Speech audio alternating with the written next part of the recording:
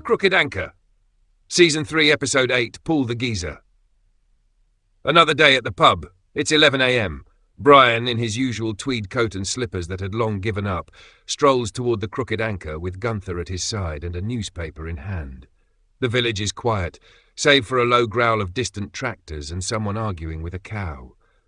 As Brian turns the corner, his stroll grinds to a halt. Standing like a brick shithouse in front of the pub door is a massive bloke. Shaved head, biceps like cannonballs, and a jawline that looked like it could split cinder blocks. Arms crossed, chewing gum like it owed him rent.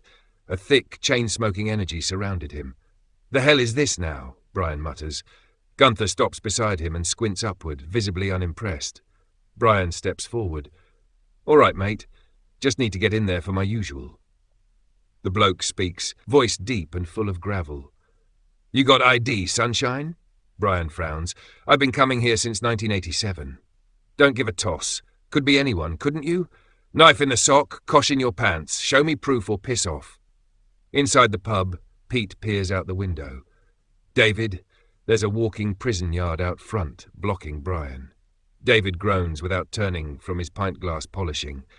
"Oh, that'll be Paul. He was at my Auntie Pauline's wedding do last night. I may have told him we needed a bouncer. I don't know. I was 11 pints deep and doing the Macarena with a Vicar." Pete's jaw drops. "David," he's patting people down. David sighs, then heads to the door. "Paul, mate, this is Brian. He's not exactly Al Capone. Let him in." Paul grunts, eyes still scanning Brian like he's planning a strip search. "Fine, but any funny business, and I'm folding him like a deck chair." Brian shuffles past. "Bloody hell. It's like trying to get into a nightclub with arthritis." Paul returns to looming by the door. Pete keeps watching nervously through the window. Then it happens. From his perch above the bar, Biggins the crow, wings slightly ruffled, peers out the window and squawks. "Paul, you pussy boy!" The pub freezes. Paul's head jerks around like he's been slapped. He kicks the door open so hard it flies off one hinge and rattles against the wall. "Who the fuck said that?" Pete drops to the floor and scrambles into the garden like he's being shelled.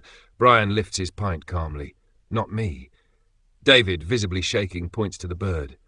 It was the crow. He's got a language problem." Paul storms inside, staring daggers at Biggins. "Right, one more word out of that feathered gobshite and he's dinner." Biggins stares him dead in the face. "Pussy, boy." Paul lunges at the bird, who hops nimbly out of reach and onto a ceiling beam, cackling. Just then, Clifford and Warren appear from the kitchen, beaming like school kids. "Lads," Clifford shouts, holding a massive glass dish. "We've made a new pudding. Minced beef and honey-glazed pineapple trifle." Everyone recoils. Paul stops dead in his tracks. Sniffs. Eyes widen. He follows the scent like a bloodhound and leans over the trifle. He inhales deeply. This is what me mum used to make when we had gas." Clifford grins. "Glad it brings back memories." Paul lifts the entire bowl, hands trembling, and eyes misty, says, "She called it Sweet and Savoury Tuesday. Only made it when Dad was in jail." Then, without another word, he skips out of the pub like a gleeful child, trifle clutched to his chest. The broken door swings in the breeze. Pete pokes his head in from the garden. "Is he gone?" David nods, still pale. "I think we've been trifle jacked." Biggins ruffles his feathers and lets out one last victorious squawk. "Pussy boy!"